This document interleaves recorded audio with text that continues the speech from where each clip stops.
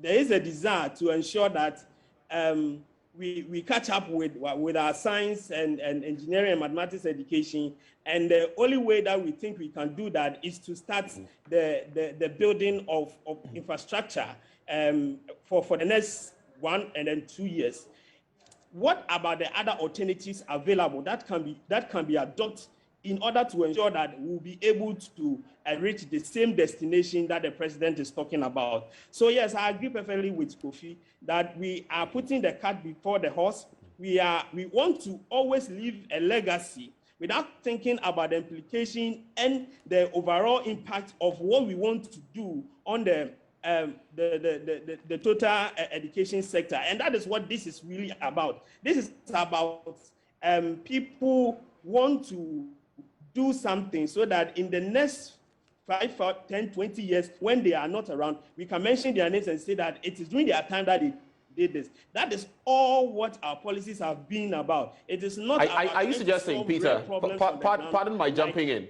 Pardon my jumping down your throat. But are you suggesting that in this instance, it's just a gimmick? It's basically propaganda. I want my name to be etched into the annals or the history books that it was during my time that I started these STEM schools and blah, blah, blah. Is it much ado about nothing? Yes, because if you want to solve a problem, if you want to increase the number of students that are doing engineering, that would want to do engineering, that would want to learn robotics, that would want to learn artificial intelligence, you have schools already in place. The problem with the schools is that they do not have teachers who can teach those things.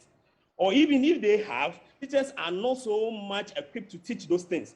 Again, the problem is that they do not have the needed equipment and facilities to teach those things. So if the idea is to solve that problem, you just start from where you have what we say in education. You start from the known to the unknown.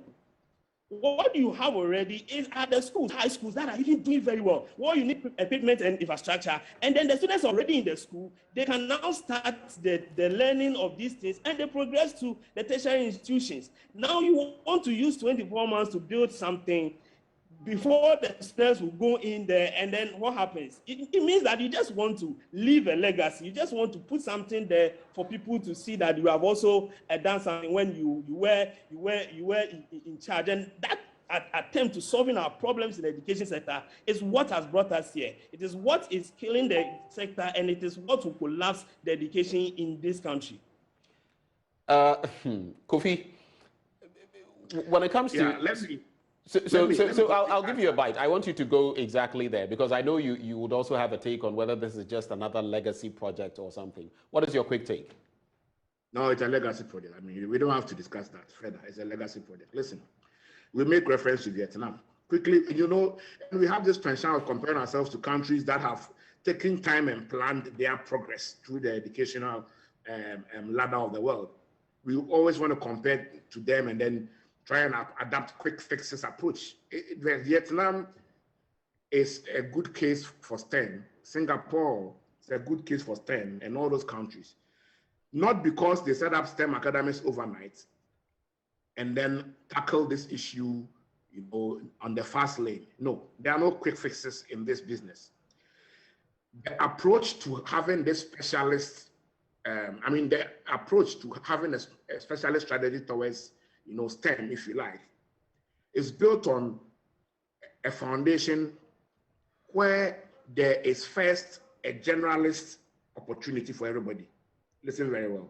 So you don't start it by setting up model schools, equipping them, and then leaving the others.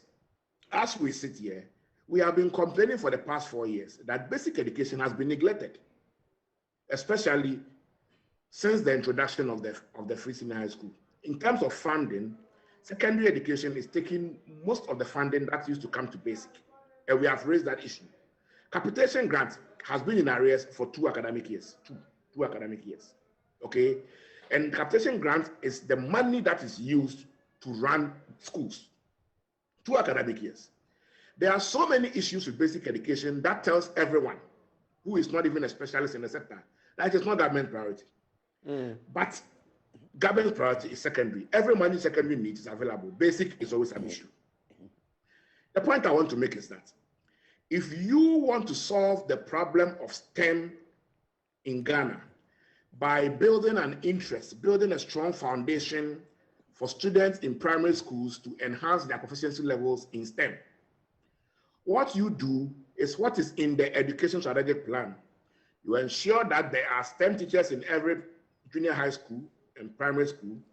You ensure that every junior high school and primary school has STEM facilities, continuous training for the STEM teachers.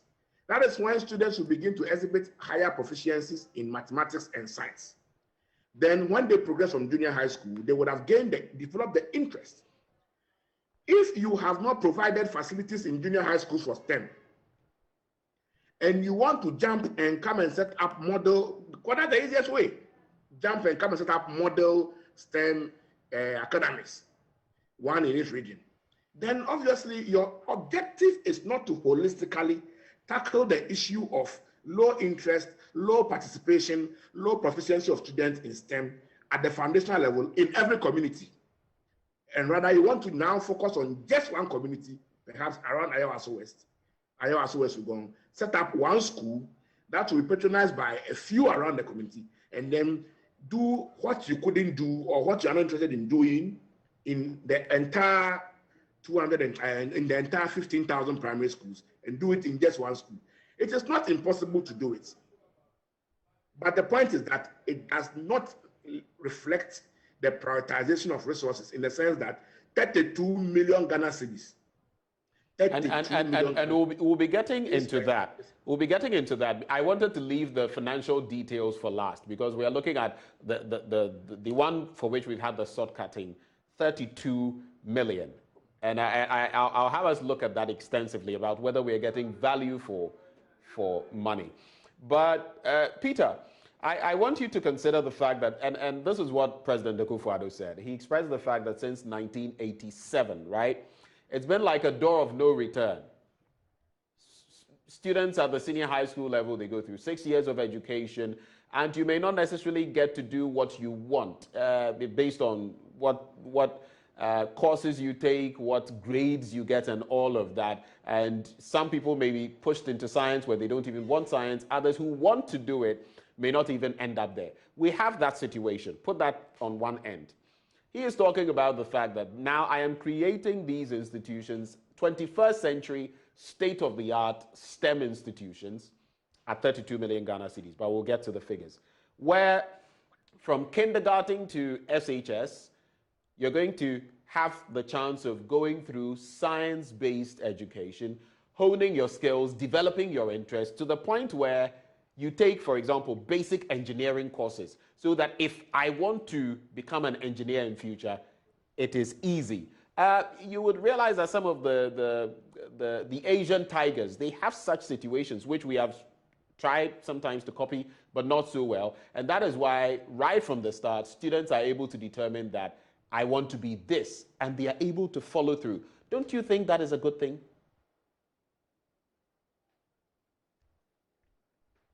Hello, Peter, please unmute. I think any idea to ensure that students master in science, any idea to make sure that our science front, I mean in the education sector, is equipped with the needed infrastructure and resources is welcomed. I think that any country that pays particular attention to science is on the probability of that country prospering is high. So whatever thing that we would want to do or we can do to ensure that we are meeting the challenges of the 21st century is welcomed. The problem is this. Is the only way to address this the path that has been chosen by the president and the minister? That is which is what? Which path? Which is what? Building the STEM academies. Is that the only way to ensure that we kickstart interest in kids when it comes to science, engineering, technology, mathematics education? Is that the only way?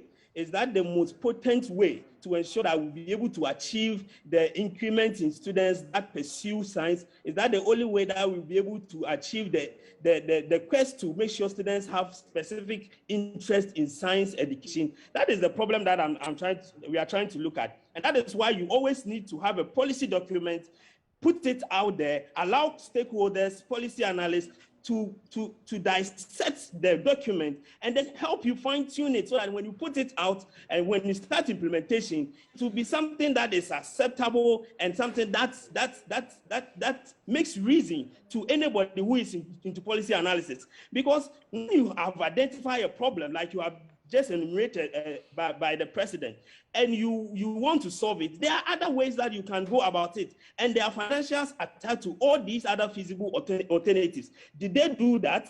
And what were other options available to ensure that students' interest in STEM education can be improved? And when they did the financials, was this the most feasible alternative that will give us the needed results in the just a distant future? So this is the point that we are coming from. People are over the years, people are advocating for comprehensive secondary education, where on one campus you have various kinds of TVET is in there, second grammar type is there, the science is there. And this is a trend that most advanced countries want to pursue. Now we want to even go to a style that is a little bit challenging. When you look at the literature, compartmentalization, we want to now do specialized schools here and there, which is a little bit challenging when you look at the literature.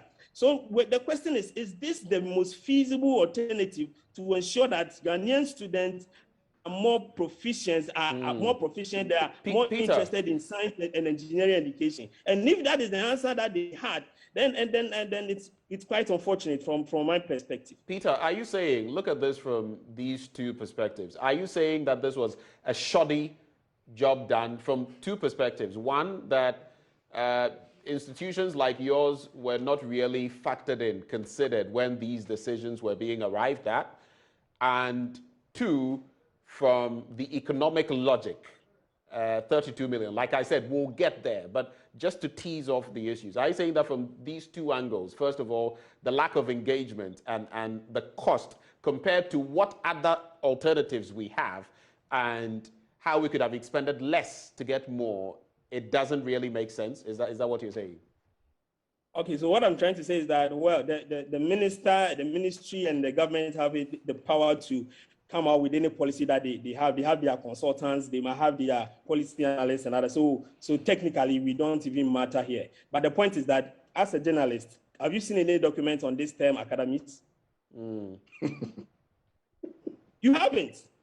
And I tell you, yesterday I was saying that it's like people are keeping some of these things to their chest as if when they put it out there, people will copy, and you know that attitude when we used to be in primary school, you are covering your work because you're afraid somebody will copy and score this. We don't do this in policy implementation and policy issues. By this time, the Ministry of Education should have a policy document on these STEM academies in their website, on their website, and all stakeholders like us should have copies of this, so that we can now delve into the reasoning behind what they are doing. And when I don't know the reasoning behind what they are doing, and I stick to what the president has said and what the minister is saying, just that they want to ensure that science and maths engineering education is given the needed attention and the boost, so that we'll be able to provide the needed engineers, teach them IAs, robotics, and other things. Then I tell you that the option that they selected is wrong, because financially and in economic sense and in policy analysis, that option is costly. It's going to lead to a neglect of a vast majority of our students, as have been indicated by my brother Kofi, and all other challenges. And these are infrastructures you are putting up. How sure are we that even within the 24 months you'll be able to put this up? And what is the guarantee that the next government, in case there's a change in government in 2024, will be interested in completing these things? So you see, that is the problem that we have.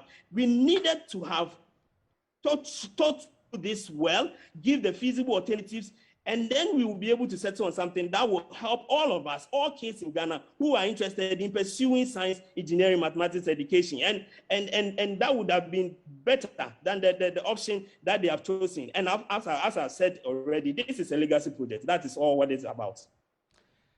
Kofi, so let's get into the money. Money matters. Let's talk kudi, kwacha, sika.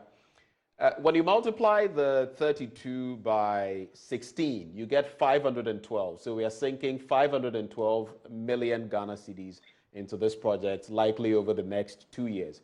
When you divide that by 6, which is more or less the current figure when it comes to the exchange rate to the dollar, we're looking at $85.33 million. So $85 million, 512 million Ghana cedis over 2 years to achieve this. Value for money, is it worth it? Regardless of all the other concerns, this is a policy direction. Is it worth it? If not, why?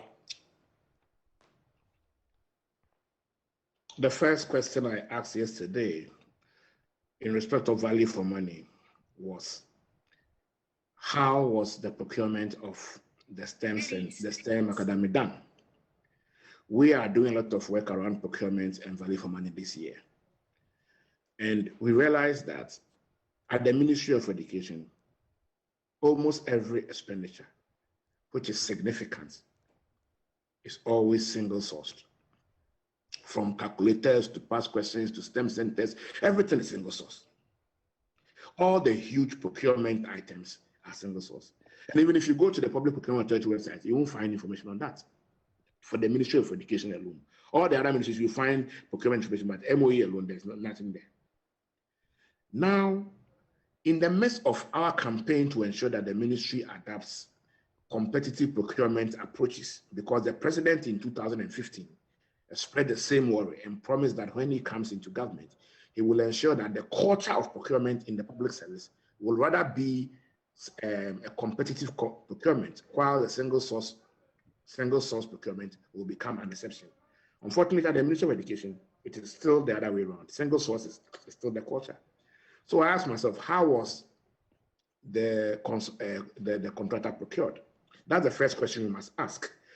The second question is that the second submission is that if I had 32 million Ghana cedis, I would have rather spent that 32 million Ghana cedis upgrading or providing STEM facilities in about 100 junior high schools. That would mean that I will spend 300,000 Ghana cedis in each school, providing computer facilities and then science laboratories, which is possible. So this amount of money can equip at least 100 junior high schools. The one that is going to be established in another region, 100. So by the time you do 10 in 10 regions, that is 1,000 junior high schools. That is why I feel that not a gradualist, but then the holistic approach, a much more mainstreamed approach to enhancing participation, interest, proficiency, quality of STEM education in Ghana is best and rather more in the national interest, because it assures more of equity than a specialist approach where you throw in so much of money that should have gone to about 100 schools into just one school to be attended by a few people around the locality, whilst the majority of the people do not have access to that facility. So when it comes to value for money, I would say that on the score of efficiency, I don't think it's the most efficient way to use 32 million. On the score of economy, I think that if this amount of money was used to support the development of STEM facilities in 100 junior high school, it would have amounted to a much more economical way of spending 32 million Ghana cedis. So that is how I see the value for money analysis at the preliminary level from the economy and then the efficiency angle. Okay. But the questions that I'm asking, and what we are asking is that If the procurement of the STEM Academy is following the culture of single source procurement at the Ministry of Education, and when I say the Ministry of Education, I say it passionately because about 25% of the nation's expenditure is incurred in that ministry. So it portends a lot for the national kitty. If the STEM academies are also being procured through single source procurement, the way laptops are being procured single source, the way calculators single source, past questions single source, STEM centers single source, everything single source, then we should change the approach, because in a country where we have about 1.5 billion financing gap in our educational sector, we do not have the luxury of using uncompetitive procurement methods, because spending efficiency should be the hallmark of such an economy where we want to maximize the little resources we have to make maximum impact. Peter, your quick take on this. How do you rationalize 32 million Ghana cedis being pumped into this 512 million Ghana cedis, across the 16 regions? How do you rationalize it? What are your, how else could we have expended this money? Peter, very quickly on this one. It appears we just lost Peter. So I'll come back to you, Kofi. We've talked about all of these, and it is clear. We had alternatives. But government and the Education Ministry has decided anyway that this is the way forward.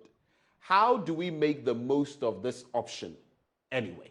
How do we make the most of this option? We've already started. Unless there's some shift in policy or a paradigm shift and we decide we're not going to run this course anymore, we have to complete this. How can we make the most of it? That's the question. If you were executing this willy-nilly, even against your will, how would you ensure that it works out? I think to make the most of it, the first we need to do is to provide accommodation facilities at the center. So boarding setup. Boarding facilities at the center. Right. So that the center becomes useful to children who do not live within the perimeter of the project, but still live in the region, because they're supposed to be the region. That is the first thing. I'm saying so because, as I said earlier, any approach towards STEM education must be inclusive. It must not be inequitable. It must be equitable. And one of the ways to mitigate the inequities in this approach is to ensure that you have facilities that makes it possible. We are losing your sound, Kofi. We just lost your sound. Sorry.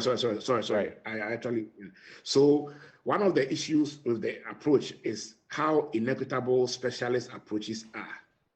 Now, to mitigate the impact of this inequity associated with specialist approaches to resolving such issues, if you have accommodation facilities or boarding facilities in this academy, it will be possible for children in Ningo Pram Pram and Dankwa West and Ga South and Ga West and English amount from all in Greater Accra to be able to participate in this, to use these facilities to upgrade their capacity, instead of you leaving it for children around Ayawaso, Sugon, Kwantanan, Medina, Ga East, and then and then the airport area to go and attend. I think that is one of the things we can do to mitigate the inequity. The second thing we can do is that we need to, alongside putting 500 million Ghana cedis in this, we need to have a plan to holistically upgrade STEM facilities in our junior high schools. That is what can complement, that is what should be done for this to rather complement. That foundation needs to be built. We need to build a foundation in our junior high schools. Look, it is not easy, but we are not in government to do the easy things. We don't elect our leaders to come and do the easiest things. No.